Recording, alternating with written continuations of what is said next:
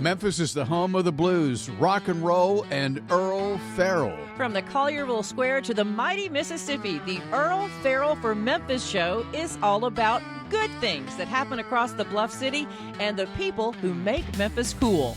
The Earle Farrell for Memphis show is made possible by our title sponsor, Southern Security Federal Credit Union, and by Kathy Thurman Edwards, State Farm Insurance. Plus, Diane Kimbrough, Lady Di, your insurance PI. Also by Dive Shop and Dive Ventures nationwide. Jim Karras Chevrolet with George Gully. Napa Cafe Memphis and Glenda Hastings. Phoenix Unequaled Home Entertainment. For Memphis Magazine. The Live at the Garden Concert Series. And the Orpheum Theater Group Memphis. Thank you to all the sponsors for making this possible. And now, coming to you from Lansky Brothers, Clothier to the King, inside the world-famous Peabody Hotel, with the heart of a cowboy and Memphis in his soul. Ladies and gentlemen, here's your host, Earle Farrell. And thank you very much, and welcome into Lansky's Clothier to the King in the world-famous Peabody Hotel. And my first guest today is the one, the only, is the killer. Well, I'm dressed like the killer. He's wearing the killer's jacket from Lansky's. Brett Batterson, President and CEO of the Orpheum Theater and a downtown resident. And welcome to the show. This is fun. I hadn't heard that new introduction before. Isn't it cool? That's pretty good. Yeah, well, you're part of the mid-break, too. You'll like that part as well. All right, good. How do you like the new digs? This is fun. I've been here a lot, but not ever to be on the radio. So this is a first. Well, it is. It's been very fun. Everybody likes coming here. It's a fun place to be, and Hal loves it because he's selling a lot of clothes. So oh, good, good. He's happy. You recently had a big honor. You were selected as one of the most outstanding CEOs in the Memphis area by Memphis Magazine. Congratulations to you on that. Thank you very much. I'm flattered. When you first started out, because theater was your deal, behind the scenes, theater, stage work and all, but you've done a little bit of everything over the years. But did you ever think you would be honored for being an outstanding CEO of all the things you've done? I don't know that I ever had any expectations to be honored for anything. I'm right there with you. So CEO was certainly on the list of things I never would have imagined. But I was very glad to receive it, and Memphis Magazine was very generous to bestow it on me, and I'm really honored to get it. And one of the other recipients, Boo Mitchell of Willie Mitchell Studios and Royal Studios, another one of the recipients. So that's tall grass. Well, and Boo shops at this store all the time. Oh, yeah. Every time I see Boo, he's got a new Hal Lansky jacket on. Well, I try to wear as many as I can. We have a different coat every show. So that's great. Well, you got an endless supply right here. Yeah, it's the best wardrobe deal I've ever had. It's too bad you can't take them home with you. Well, he says I can. I just have to pay him for them. Oh, that's true. We all could do that, I suppose. Well, we're picking them out one by one, but everybody says, "Oh, that one, you got to get that one." So they all do look good, though. I love the one I have on today. Well, everything looks good on you, Earle. You're just one of those guys. I'm having a difficult coming with a comeback for that one. I'll take it. Right now at the Orpheum, you've got a show that's on Kimberly Akimbo. Yeah, Kimberly Akimbo. It's actually not on yet. It'll be on in a couple weeks. Okay, I'm sorry. I was looking at the June 24th. I was saying today's the 27th, but it's May 27th. Yeah, so you're a month early. It's coming up. Usually I'm a month late. So. And $1 short. Yes. Kimberly Akimbo, it's a great story. It's very hard to describe when you talk about the plot because it's the story of a young woman who ages faster than she's supposed to. So she's actually in high school, but she's got the body of an older woman. And just some of her trials and tribulations, but it's very touching, very heartwarming, very, very funny. Won the Best Musical Tony in 2022. Yeah, in fact, it won with a total of 5 Tony Awards, including Best Musical, earned the Orpheum's 5th Tony Award for co-investing in a Best Musical winner. So another one of y'all's it was our 5th Tony Award, yeah. And said she turns about 16 and recently moved with her family to a new town in suburban New Jersey. This howlingly funny heartbreaker of a show, the New Yorker Kim is forced to navigate family dysfunction, a rare genetic condition, her first crush, and possibly felony charges. Felony charges, yeah. There's a great character in it, her aunt, who leads them down a path that, could have been a felony charge, yes. Well, we've all faced that at one point in our lives or another. Well, I don't know if I have. It's better to not know. Yeah. Might have come close, but I'm not certain. I think there's probably a few misdemeanors I got away with in my past. I'm not sure if there's a felony. I know that before I was appointed sheriff, they did a background check on me for being the PIO for the sheriff's office. And so they did a deep background. I mean, I had to give them every place I lived my entire life. And I said, now, you realize most of these people are dead. Right. So that's what we go with. But they said they'd call people up and say, do you know Earle Farrell, Batterson Farrell III? Yeah, what'd you get him for? Actually, he's going to work for us. You're kidding me. I said, have we come to that? Yeah. But it is... I think everybody appreciates that, especially a near miss. But a good story is a good story. And everybody, I don't care who you are, the age of 12, 13, 14 are difficult times for all of us. Yes. And we all want to see how far we can push it. How far can we go and get away with it? With me, I wasn't old enough to drive yet, and yet all these other guys, this one guy in particular had a Honda, I think it's 150 Cool Dreamsicle is what it's called, Dreamsicle. Wow. And he had bleach blonde hair like the Beach Boys, and he had a motorcycle. I'm on a bicycle. I can't play the piano. I can't sing. I got nothing. Right. And so you see somebody like that, you go, well, I'm not going to be good at this stuff at all. And then I learned how to make women laugh. Back then, little girls. And if you can entertain them, then you were halfway there. So that was my one talent is entertainment. But I think that everybody looks for their place in life, whether it's athletics or... So I think everybody will identify with this show. Sure, yeah. And you got huge, some more stuff coming up this summer. In fact, a lot of different acts, but the Broadway season is coming up. It's a lot of great shows that are coming in. And I've got the whole list. You got the brochure there. You got got all of our sales materials. Well, don't forget the Wiz coming in July. Yes, in fact, everybody's looking forward to that. Yeah, the Wiz has not been to Memphis in 20 years. It's a restaging of the classic musical adaptation from The Wizard of Oz, selling really well, and people are interested in seeing the Wiz. Should get their tickets soon.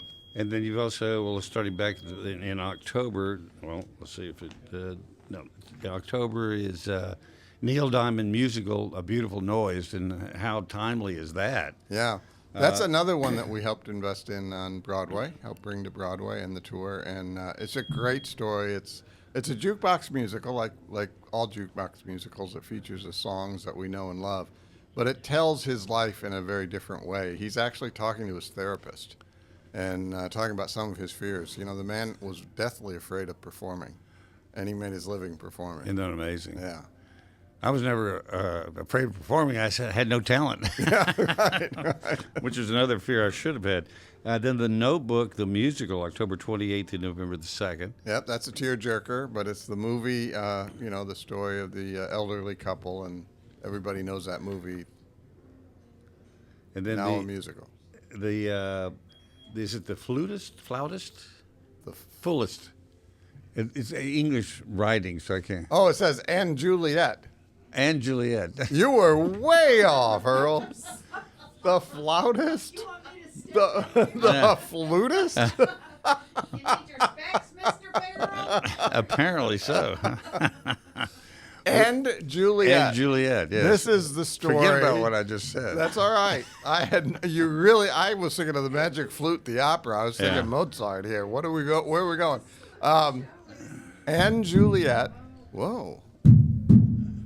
It's an old car hood. Yeah. In fact, a Cadillac car hood. It really is? Yes. Oh, that's cool. The emblem is over here on the right-hand side. That is cool. And Juliet is the imaginary story of what would have happened or could have happened if Juliet hadn't taken her own life in, sadness over the loss of Romeo, and how she could go on and have a life of partying. Which, see, that's what I would have done. Yeah. I would have found out the person I was engaged to killed themselves. And I go, that's terrible, but let's not make it worse. Yeah, right. I would have cried a minute and moved on. So that's what this story is. It's an imaginary story of what would have happened or might have happened had Juliet continued on without Romeo. I love the premise. And then, I'm going to get this right because I can read it. It's called The Outsiders. The Outsiders. How about that? They read this book. You've read this book in high school. Everybody read this book in high school.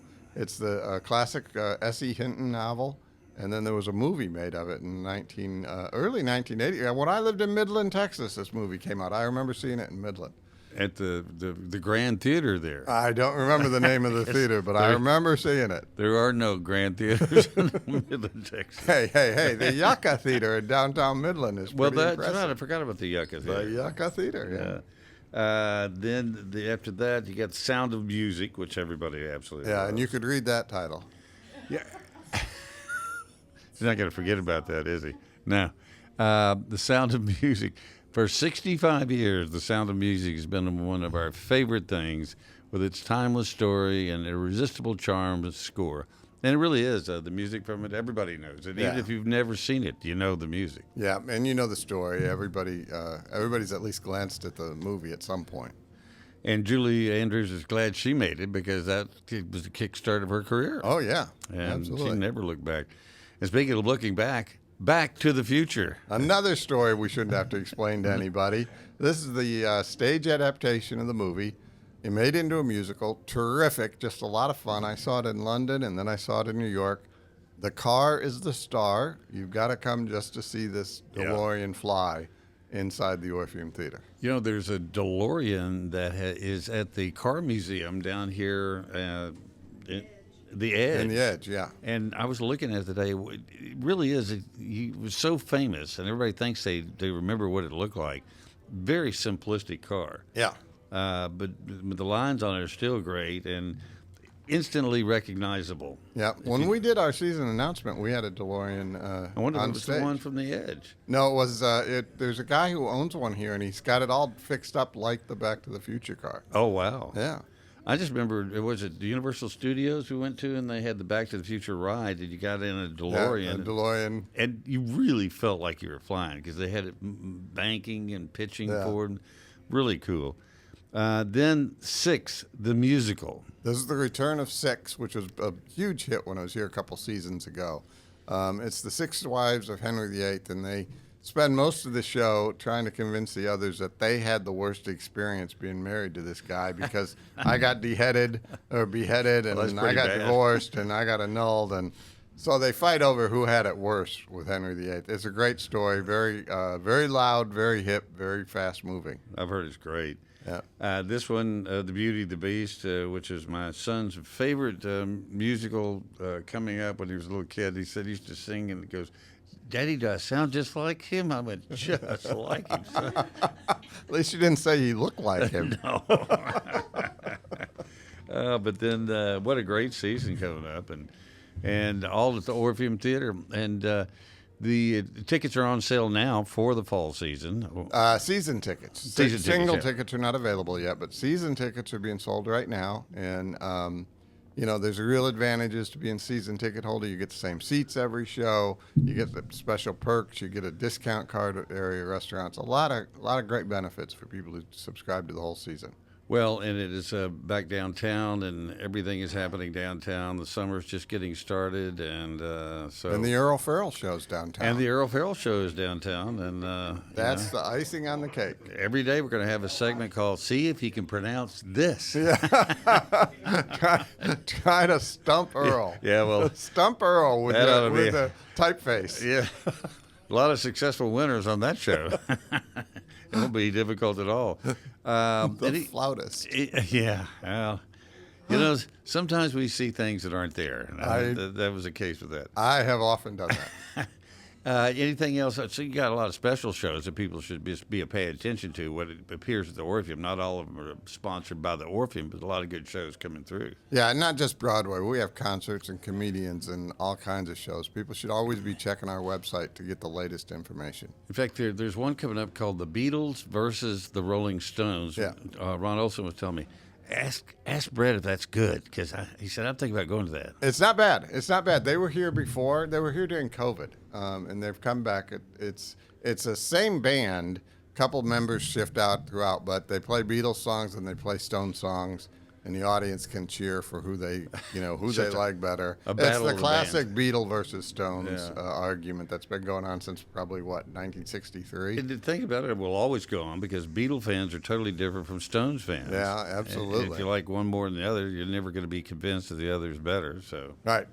Which you- were you when you were growing up? Or were you just too much of a country guy to even know? No, the Beatles were huge, and that was the most popular. But then as I got a little bit older, I saw that the Stones were really a little bit more bluesy, Yeah. and I like that part of them. And then as I got used to other music, I said, no, they definitely are blues, and and kind of jazz too. But Mick Jagger was incredible, and the fact that they're all still Yeah, the except for- longevity, Yeah. the Stones win hands down in Because longevity. Mick is what now, 80 something? He's out there Something. wearing the spandex and prancing around, and You know, when I was in grad school in New Orleans in 1982, the Stones came to New Orleans, and I remember talking to my friends, and we decided that we'd better go see them, because how many more chances Yeah. were there going to be? can't be around much longer. And by God, since then I've seen them 4 times. I worked on some of their shows in Detroit. If we weren't on like the air, I'd tell you some very fun Mick Jagger stories. We that I we can bleep experienced. them out if they're really bad. Come on. So Spill the beans. the Voodoo Lounge tour. Mick always makes these ramps coming off the stage so that he can run down a ramp, feel like he's close to the audience, but the audience can't get to him. They're long runways, and he does it all the time. So it was at the Silverdome in New Orleans, and I was standing on the field at the end of one of these ramps, and right above me the seats started, and then it was a football stadium, so the seats started and they go up, and I don't know if you want this story on your show, but Well, it's not me telling it. Mick Jagger ran down. Mick Jagger ran down to the end of the ramp and looked me right in the face, and I was like, Mick Jagger's looking right at me. This is pretty cool. And he looked at me for a few seconds, and then he turned around and ran away. And the guy next to me said, "Did you see that?" And I said, "Yeah, Mick Jagger and I made eye contact. It was pretty cool." He said, "No, that woman right behind you, she had her blouse up like this." Mick Jagger never saw my face. No. He never looked at me. You were not in existence. And I missed the whole show. Because you were thinking about how he was looking you in the eye. That is a hilarious story. We saw the Rolling Stones a couple of times, I think, at the Pyramid. And it was the only show I ever went to that during the intermission, because there was actually intermission there, and I went outside of some areas where people go smoke cigarettes, except nobody was smoking cigarettes. Yeah. They're token up, and I went, "Whoa, what's going on here?" And then nobody said a word. And that wasn't one of your felony chances No, there. no, no. That was. It could have been close, I guess, but I just said I was just passing through. Yes. Over the years, though, I mean, of all the things that happen in theater, because it's all live, and I guess you've seen just about everything that can happen on stage has happened on stage. Well, just when I think that, something other thing happens. So it never ends. There's always something that can go wrong. Well, it's because if it can happen, sooner or later it will happen. It will happen. It will happen. And Well- I'll probably be there to see it. Well, everything is happening at the Orpheum Theater this summer, and then the Broadway season coming up in the fall. And I can't believe there's a movie currently being shot right down by the train station. Have you seen them film Oh, it? no, I didn't know that. What's that? They won't tell me the name of it. I tried to get Lynn Settler to spill the beans. She goes, "I'm not allowed to talk about it." So Do we know who's in it? we know one of the characters in it is the guy Neil McDonough, who was also in Yellowstone. He's also now in Tulsa.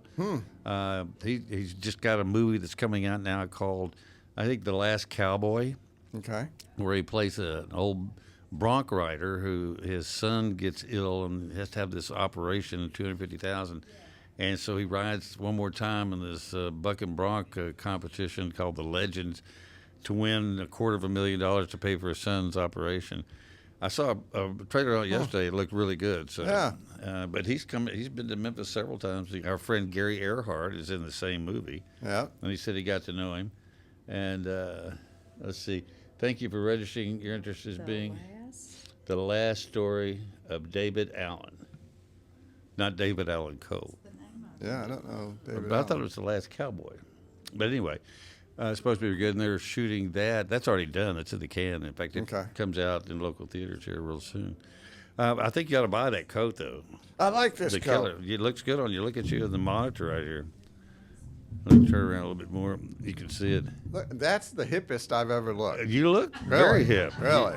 I'm that's thinking. it. I'm thinking Doc Severinsen look, from back in the Johnny Carson show. But thank you for coming in, and thanks for coming on the new show downtown. Thanks for having me, and I love this table. It's like you could play drums on it. Well, if I could play drums, I would. I just sound like I'm beating on a car hood. Which is probably true, right? Probably true. But tell Veronica hi for us, and congratulations on the CEO award as well. Thank you very much. Thanks for having me on the show. You bet. Brett Batterson, everybody. Go to the Orpheum. We're going to take a quick break and hear from our sponsors, including Brett Batterson, so stay with us. We'll be right back. Hi, I'm Dawn Grader, President and CEO of Southern Security Federal Credit Union. We're the proud title sponsor of the Earle Farrell for Memphis show. Coming to you live from Lansky's in the world-famous Peabody Hotel and celebrating all of the great things about our great city, Memphis, Tennessee. Hi, I'm Glenda Hastings, owner of Napa Cafe, and I'm so proud to be part of the Earle Farrell for Memphis show, streaming live from Lansky's from the Peabody. We will be showcasing not only Napa Cafe, but some great restaurants around town. We look forward to seeing you. Hi, everyone. It's Diane Kimbrough, Lady Di, your insurance PI. And I'm here to tell you about the new podcast that Earle Farrell from Memphis is doing. And we're doing it downtown live from the Peabody, which is behind me and next to the Rendezvous. And we're going to be talking all things Memphis, but we're also going to be talking about health insurance because that applies to everyone. And I can help you in every area. So I look forward for you listening to us and learning more about what we can do for you in Memphis and how I can help you with your health. Hello, Memphis Mid-South. And first, I'd like to thank you for visiting with Earle Farrell Memphis today. And we want to support him just like you do. I'm George Gully, one of the sales managers at Jim Carey Chevrolet. We've been in business here in Memphis for over 75 years. I've been associated with the company for almost 25. And I'll help you find the right car, truck, or SUV here at not only our Chevy store, but also Buick, GMC, Nissan, Subaru. We can help you find that right car. Keep watching Earle and come see me. Thanks so much. Hi, I'm Kathy Thurman Edwards, State Farm, and I'm so excited to be one of the sponsors for the Earle Farrell from Memphis show, broadcasting live from Lansky's at the Peabody. And I'll tell you all about what we've got going on at our office. Gift cards for quotes. No purchase necessary. I'm better looking than a lizard. Hi, this is Randy Wright from the Dive Shop and Dive Ventures in Memphis. We've been in Memphis over 64 years teaching people to dive, snorkel, and swim. We'd love to have you come join us and have some fun. We're also a part of the Dive Ventures group with 18 locations across the country, stretched from Phoenix to Vienna, Virginia. Please give us a call. We'll be able to take care of you at 999 South Yates in Memphis or call us at 901-763-DIVE. Hi, I'm Brett Batterson, President and CEO of the Orpheum Theater Group in downtown Memphis.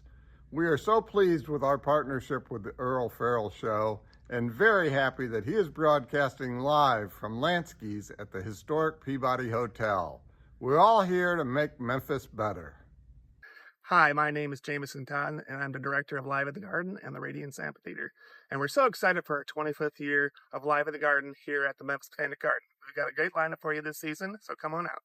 Hi, I'm Olivia Wald, Director of Marketing and Communications for Memphis Botanic Garden and Live at the Garden. We've had Earle Farrell right along the way for the past 25 years, and we can't wait to talk more about the season this summer on the Earle Farrell for Memphis show. So come out to Live at the Garden. Our first show is on June 21st. Hi, my name is Scott Fueling. I'm president of Phoenix Communications here in Memphis.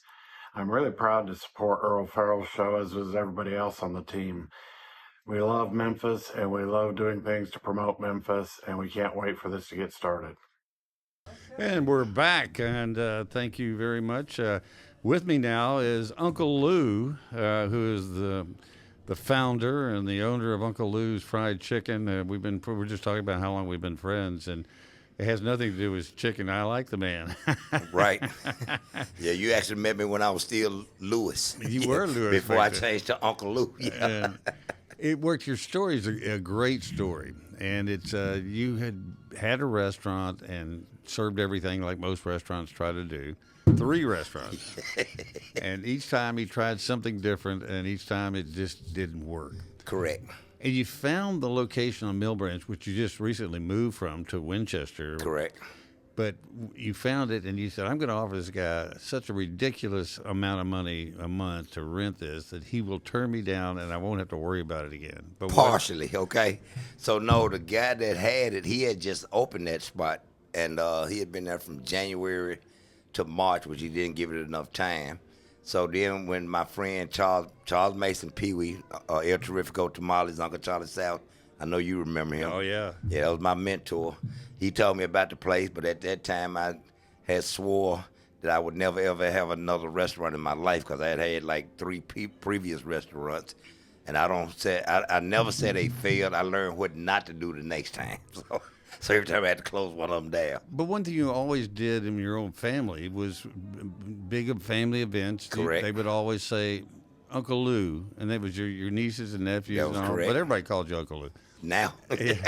And said, do your fried chicken. That's the best thing you do. And Right. so you would end up doing it. And when you got the chance to move into a new restaurant, and you were saying, well, what should I do? Because I failed at that, failed at this. And they all said, well, learn what not to do. I never failed. Okay. Yeah, you never failed. Just don't go do that no more. But they all said you should do your chicken again, and you did. Correct. And when did you know it was a hit? Well, actually, I knew it was a hit the first time I tasted it when my mom cooked it from my great grandma's recipe. But as far as business goes, I didn't. I always thought it would be, and I like to tell people, it's. Because a lot of them ask me, what's your suggestion or what do you need to do? And honestly, the answer is you have to be fortunate enough to have a long enough staying power till enough people find out about you. Because, we were on the brink. Trust me, right before the Food Network came, I would say we would have had maybe a couple of months to 4 months at most before it was time to lock the door. And it was Drive-Ins, Diners, and Dives. Correct. With the Food Network. Diners, Drive-Ins, and Dives, correct. And you knew who they were, who Guy was, right? Actually, I did not. I had never seen the show. And so when they called me, of course, I did my research like you're supposed to. But my daughter, rest her soul, one of my daughters passed last year. But anyway, she was a big foodie, and she always watched it. She was telling me about him and told me when he won, and he was the next Food Network star. So she had followed him all the way from his first appearance on Food Network when he applied for the next Food Network star. And so he showed up, and it really is a process. He didn't just come in and shoot the show while you're working. You have to shut everything down. Well, now you do. Oh, so they you got to remember when I did mine in 2008, he had only been around 2 years. He was gaining popularity, but he wasn't nearly the rock star that he is now. Yeah. Actually, I told him, I said, I'm going to make you famous one day. Just kidding. Well, he absolutely loved you because you No doubt about it. You were in his first book. Right. And then I think you're also in his second book Right. as well. Right. And you used to have this big map of the United States, actually bigger than the United States, Europe too, because so many people come from overseas to come to Uncle Lou's now. That is correct. And you had all these little push pins on all the places people had come from. That is correct. And it went like from, a few 30, 40, or 100 to hundreds. I remember those little push pins. I remember when I first bought them, I think they come like 50 to a 25, 50 to, I think I bought a couple of them, like that'll be plenty. Yeah. So I thought. But I'm going to tell you why I made the biggest mistake. I bought a national map instead of buying a world map. So what we did then was start writing names down and sticking them either down here or up there or over there or whatever country they were from, Yeah, when I put the promo up today, I had that picture of you and I that somebody took with, this is how far back it was, with a Polaroid camera. Wow. And it was up on the cork board up there with Right. a lot of pictures of it. That was my. At the time, I called it my local celebrity wall. Yeah. And of course, you on it because you're a local celebrity. Yeah. But Dee's was there, and the road crew. That's when I first found out about you. Okay. And then, of course, you've always been kind of like part of the Fox 13 team ever since we found out about you. They did me well. I'll be the first to tell them. I mean, unfortunately, things are not like they used to be because they don't do shout outs anymore. And when you first start, you don't have a budget for marketing. So timing is pretty much everything. And I really, really feel good to those guys. And one of my favorite ones, not hearing them, I know you remember him, was J. Michael Davis. Yeah. Yeah, just about every day he pushed me because, he was really, because it wasn't scripted. Back then you could take food. If you feed them, they would talk about it. You know what I mean? So those were the good old days. That was the good old days because he gave me my slogan that I use to this day. When I asked him about it, he didn't remember it at the time because, a lot of you radio personalities, you just talk and don't have to remember what you say. He was talking on radio one day and he said, he said, the chicken's so good, if the Colonel had Uncle Lou's recipe, he'd have been a general. So I still use that. Yeah. That came from him, so. Well, and just the things that people have said that have caught on. Guy Fieri, who said that your sweet and spicy love was the best thing he'd ever put in his mouth. Yep, he said, actually he asked me at the time, we called it honey dipped. He's like, what do you call this? I'm like, honey dip. He's like, no, brother. Sweet, spicy love. And I'm like, note, name change. No longer honey dip, sweet, spicy love. So that's what it's been since then. When people do come in and they've seen it or in the book or on the Food Network with Guy, what are the things they say to you after they eat your chicken for the first time? So, okay, at the beginning, what they normally would say when they come in, they're like, oh, you changed the name for real. I'm like, he know what he's talking about, so yeah, we changed the name. So then they'll come in, they'll get it, they'll try it, they love it. Especially since we've been branded. We do something different with our boneless now. We've had boneless all the time, but we use our own seasoning to make a brand with it, and we brand our boneless for 48 hours, and that's what we won with when we got invited to the South Beach Wine and Food Festival in Miami. Actually, they've never had a multiple winner, but so definitely they never had a back-to-back winner until Memphis went to Miami. So tell us about that, because you also got a proclamation we're going to talk to from the governor here just last week. But tell us how it was the second time you participated in the Miami Beach? So I went 3 times, right? And the first time I kind of went, I overthought it. So I'm just going to be honest with you. I overthought it. And so then I thought about it. I'm like, hold up, dude. It's just like doing Memphis in May or the fair or anything else. But the difference is they set everything up for you and tear it down. Oh, wow. So once I started putting it in those terms, I'm like, we pretty much going to be all right down there. And so the second year when we went, because I changed my menu up a little bit. First year I went with the tenders and the fried carrots. And I'm like, then somebody started asking me about it, because that's all you hear about are the biscuits and the chicken and biscuits, biscuits and chicken. So we went down there the second year with the sweet spicy love tenders that we had just started marinating at the time, and the honey butter biscuit. And so what I really, really like about that particular contest that we won, it wasn't like professional judges or stuff like that. It was a People's Choice Award. So as the people came into the event, they would give you a token. Everybody came in and got a token. So as you would go around, you taste the food, and you would, go back and drop your token. But we were fortunate enough, when they tasted it the first time, they like, I don't need to go any further. So we got it, and I was kind of just trying to be a little nosy. I'm going around looking at everybody's container. You couldn't tell, but they had a jar probably about yay high. But I was noticing our tokens were about like that in the jar. And everybody was talking like that. I said, we got a really good chance of winning this thing. So then we got called up, and of course, we won that one. We got invited back that was in 23. We got invited back in 24, And by that time, my confidence had really grown. So not that you lacked any no, confidence. not that I lacked it, but it had grown a little more. But so we get in there that time, and I remember being on stage because I really didn't get to. We were slamming. So when I got around, I didn't get a chance to really go and look.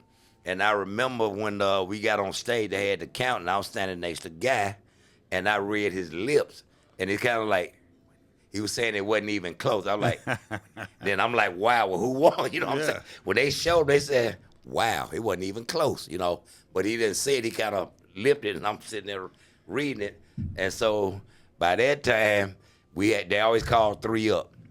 And as fate would have it, they had a little wind come through in Miami, which helped to cool us off. So, of course, they go from 3-2 to 1, and we won again. And my thing to him was, if you invite us back in 25, we're gonna win again. So what did they do? They changed the event. They no longer did Triple D. They did another one called Tournament of Champions. So we didn't get invited back this year. Well, that's only a sign of greatness. I like it. At least that's my story, and I'm sticking with it. They changed the event because of us. Well, when others can't win, you got to do something. Right. Because it's so simple, you know. Every time you say, okay, chefs, I'm like, I'm not a chef, I'm a cook. So, yeah. But I think that is what is so great about all your stuff is you cook it to taste, always have, and what's good is good. Exactly. And yours is so different. I think, like in Nashville, they try to go for heat, and some places here try to make it just hot. Yours is spicy, but it's really more about a taste and a flavor that nobody else has. And I think that really sets you apart. And when I tell people from Nashville or people that go to Nashville, I like, okay, Nashville hot. I said, you can tell when something needs a little help. I said, we just call it fried chicken. You don't have to put a handle on it. So, yeah. People in Memphis are pretty hip. You say fried chicken, and then if you say Uncle Lou's fried chicken, they know exactly who you're talking about.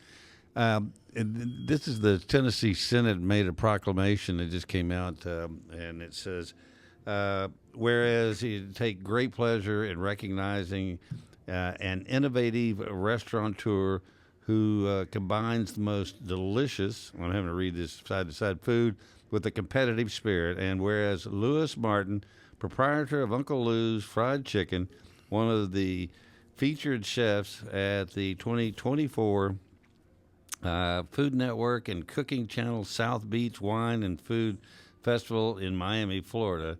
And it goes on, whereas. Right. Bottom line is you won. Back to back. Back to back. Yeah, there you go. Yeah. And so that's pretty cool having a proclamation come to the state. It is. And I wasn't expecting it, you know, so it really got me. So I got a package delivered the other day. It said banker boxes. And I'm like, who the heck sending me banker boxes and what am I going to do? And then I read the label. It said Ramesh Akbari. So I'm like, okay, maybe something else. And when I opened it up, that's what was in there. I never dawned on me that somebody was sending me something because normally they'll call you and tell you. And you have the edge to let you know that you want to be there. Exactly. So, and I appreciate it. I hadn't had a chance to personally reach out to her yet, but I'm sure I will. And I hope that she's listening to your show and she'll need, because I want to give her each and every one of the 3 that signed it and Governor Bill Lee, the 4 that signed it, a personal thanks. And it really, really, you know, it's heartfelt because I wasn't expecting it. You know, we had won 2 years back to back. We got a little play on it. And one of the local stations here, I don't know if I should say that, but one of the local stations ran a story on it that I definitely wasn't expecting. Hadn't got a chance to see it yet. I'm trying to find it. And they came and, you know, said Governor Bill Lee did a proclamation, Uncle Lou's, and, you know, so, you know, all Saturday morning, I'm like, you just on the news, you know, of course, not trying to pop my collar like, oh, okay. But I didn't know what it was, so, you know, yeah. You always want to see it and say. I do want to see it and save it, yeah. You recently moved from your original location on Mill Branch back to the north and then to the east on Winchester across the big truck.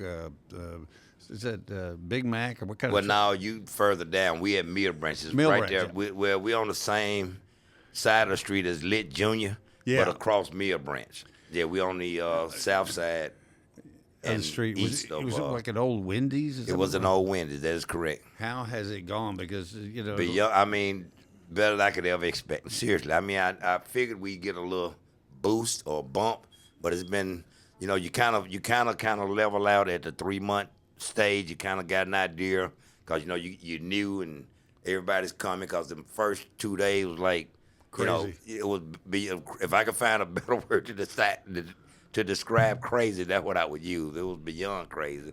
So like I said, we've kind of been there now. We're going into actually tomorrow will be exactly 3 months since we've opened and doing pretty good. Drive-in window help? Well, that helps a lot. So what we do is I run my dining room till 8 p.m. And then after that, we'll close in this drive-through only from 8 p.m. to midnight and card only, no cash after 8 p.m. Yeah, well, we all understand that. There's no doubt about it. Yeah, so safety reasons. I got you. Yeah. Just don't tempt them. You know, that's my point. Cash? Yeah, because when you come through the drive-through, you see the register sitting with the drawer. So. Because, you know, the one thing, you know, criminals can do dumb stuff, but they're not dumb. They like to cash your junk before they look at it. So, yeah, I just remember when I was living on Belvedere years ago, I went up to the corner and got some. It wasn't Uncle Lou's, it was the Colonel. Okay. I'm walking home, and this car pulls over right next to me. I'm going this way. The car's headed toward me, and they pull up. They hear the motor rumbling, going boom, boom, boom, boom. They said, "What you got there?" I said, "I got some chicken, and I plan on taking it home and eating my chicken." And I said, "You got to do what you got to do. I'm going to do what I'm going to do." And I kept walking. And that car sat there going boom, boom, boom, boom. I went, "Please drive away." I know. Yeah, right. Yeah. Thank God they did. Yeah. And I had my chicken, but. You got to always, especially if I'd had Uncle Lou's, they probably would have gotten out of the car and said, we taking the chicken. But it has been a heck of a ride but you work very, very hard. And you're always out there taking care of business. You're at all the events at the Liberty Bowl. Correct. All the, especially when we've had the privilege of feeding the Tigers their post-game meal since Larry Porter was there. He helped me get set up on that. And gave me the contract, and we've been fortunate enough to keep it. And I like to tell them, you know, look at your record since we started feeding your post-game meal, your home record. So, you know, and it is. I mean, the stadium manager really brought that to my attention. I really hadn't thought about it, you know. So, and it's just that they got to be a better team. So I like to take part of the credit for that. You know, well, you're definitely a winner, and so are all your products. Thank you. Can they get? What's still the number one seller? Is it your? Well, now it's the boneless. It's the marinated. You know, thanks to the Food Network, I give them their props. You know what I mean? So that's our number one moving now. But we still have bone in for those of them like myself that grew up on eating a chicken with a bone in it. You know what I mean? I just don't recognize them without the bone. I got you. Yeah. But we do have that. Of course, we got everybody's favorite. We got wings. Mm-hmm. So, but all that we make it kind of really, really simple. Again, everything is simple. So you got two options, sauce or no sauce. Yeah. But you got a 2.5 option about that because you can get the sauce in either hot or mild. So that's what you want. That's what we got. And then the biscuits and the other sides and stuff the like butter that. biscuits are phenomenal. Honey butter biscuits, they are. Honey butter biscuits. If you can say it, honey butter biscuits. Honey butter biscuits. Yeah.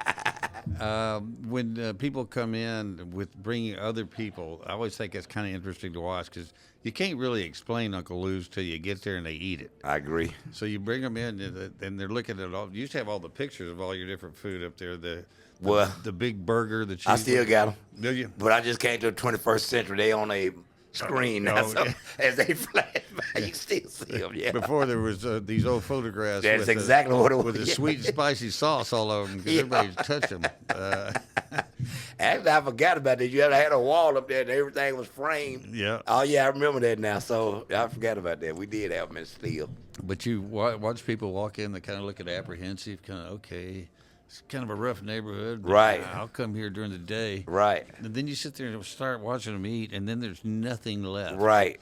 And then they're all talking about, how come we haven't been here before? Yeah. Because once they come back. No doubt about it. And that's another reason why I was so glad to move because, you know, we standalone single, so we don't have a problem like we had up there with people hanging around and hustling the customers and stuff. Of course, they didn't do it on my end, but it was still in the same strip. Yeah, because I demanded that when I first got there. Yeah, so, yeah, we didn't have it, but every time something bad would happen, they would always say, Next to Uncle Lou's. You know.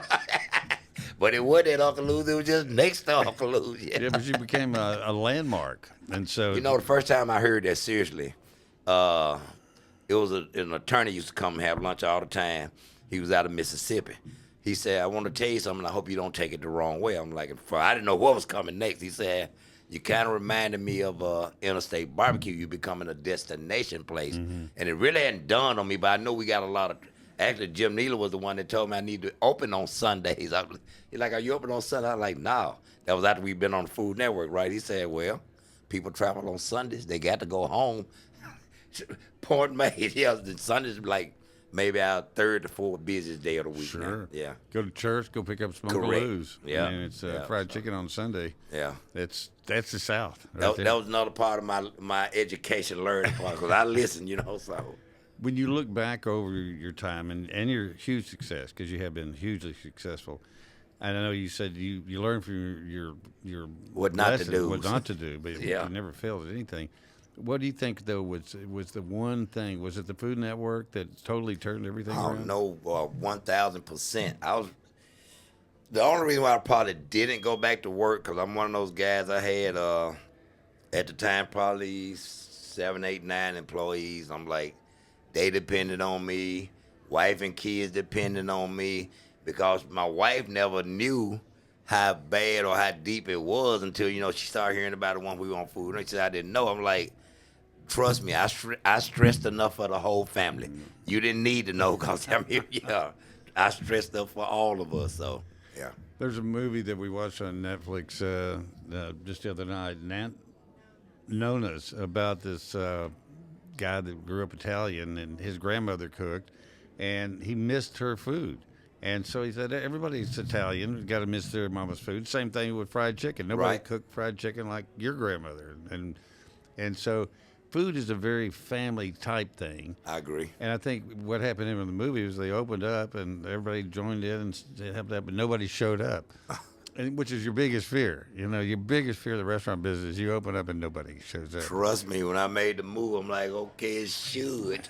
Yeah, but you never know. Because look how many places over the years, Buttons. Remember when Buttons? I do remember moved, Buttons. And they went out east, yeah. and it just never was the same again. and a lot of places move, and the food never tastes the same again. I often char that up to ovens and skillets. Fryers and yeah, fryers. and it's not like, being seasoned like the other ones were, and that kind of thing. It just doesn't taste it. Or whether it's a perception you have, because just going to the old place, that was the old place. Right. Does it make the change in the trip with you? And obviously it did, and people think it's the same, and it is the same. Well, it is the same. I took part of the wall with me when I left. I had to repair it or have it repaired. I didn't care. So when Guy came, they got these, they paint his picture up there. They use these, what you call them? Like mark slots or? No, what you paint over the stencils. Stencils. Oh, okay, yeah. They got these 3 or 4 part stencils that they use, and there's a picture of him with different colors in it. And he signed it. And he was like, I very seldom, when he came back in 23, I had to get stuff ready, and then the producers called back and said, change the plan, because he wanted me to bring to where he was shooting at. He said, change the plan. He said, Big Boss said he decided he wanted to come to you instead of you come to him. And what Big Boss wants, he gets. I said, I agree 100%. So Big Boss came back, And so you took where he autographed the wall, you took that with you. Cut it out and framed it. I got it in a shadow box at the new place, yeah. Well, I'm so happy for you. I'm glad you made the move, and it's working out the way you expected it to. It is. And if you've never gone to see Uncle Lou, go see Uncle Lou and try his incredible chicken. It's not just chicken. You got those incredible bologna sandwiches. You get No, we don't do bologna anymore. No more bologna. But now you speak of the burgers, I'm glad you brought them up. We have a different way that we do them, and I will assure you, you're going to be, it's one of the, I'm waiting on the next burger contest. That's what I'm waiting on, because we do them a little different now, too, so I can't wait to get that. Yeah, but we do have those. We're really, really good with that and the chicken. And well, actually, we took some of that stuff off after 2020. Because I'm looking at, you selling 2 of these a month, 1 of those. Yeah. Now, the bologna stuff, like you said, was really, really big when we first started, but more people started gravitating toward the chicken and the burgers, and they were just kind of taking up space. So. Well, we used to call bologna pipeliner steak. Oh, we called it Tennessee round steak. Same thing. Same thing, yeah. But you can't compare fried barbecue and any other kind of bologna to your chicken. No doubt about it. I appreciate that. It doesn't stand up to it. Well, thank you. Uncle Lou, thank you for coming to visit it with us. Well, let me today. say this earlier. Really, really nice talking to you. You've only ever been really, really good to me, and I really consider you a friend. I know we go back. I wish I could remember when we first met, but I don't. But I know it's been over 20 years ago because it was before I had Uncle Lou's. That was when I was doing Turkey Express. Turkey legs, yeah. Yeah, we did. We opened up Uncle Lou's in 01, and I knew you well before then, and I really appreciate it, man. You know, you had me and my daughter on one time. You remember when I tricked my daughter? Yes. When I came on this show and I was supposed to talk, and I stuck the headphones on her, and she did a good job. And he wouldn't say a word. No. She had to learn. She did a good job. Yeah. But thank you so much for coming in, and I will come see you, and everybody else will too. Thanks for having me. And this is for you and the staff. Make sure you take this home and try it. And it is available on our website at UncleLou'sFriedChicken.com. I'm going to rate the sweet, spicy love out of the bottle on the way home. Well, actually, I got a picture of that when we did. See, we did a show with Guy in 2020 called the Zoom Edition, where he was just trying to help people raise money, and you know, we'd always vote on the winner, but no cash prices, just bragging rights, and of course, we won. Winner, chicken dinner. And I got a picture of him, you know, because he took me to and drank it. And when he came in 23, he said, "Where'd you get that from?" I said, "Off the show. My IT guy clipped it out." He said, "You know, I get paid for that kind of stuff." Not when you're an Uncle Lou. Exactly. Yeah. So that was a good. I love it. So. All right, yeah. Lou Martin, everybody. Thank you, sir. Thanks for having me, Earle. And anytime you need me, please don't hesitate to call. I won't. That's our show for today. Thanks for watching. Please continue to watch us here from Lansky's, and subscribe and like us on YouTube and Facebook. Thank you very much.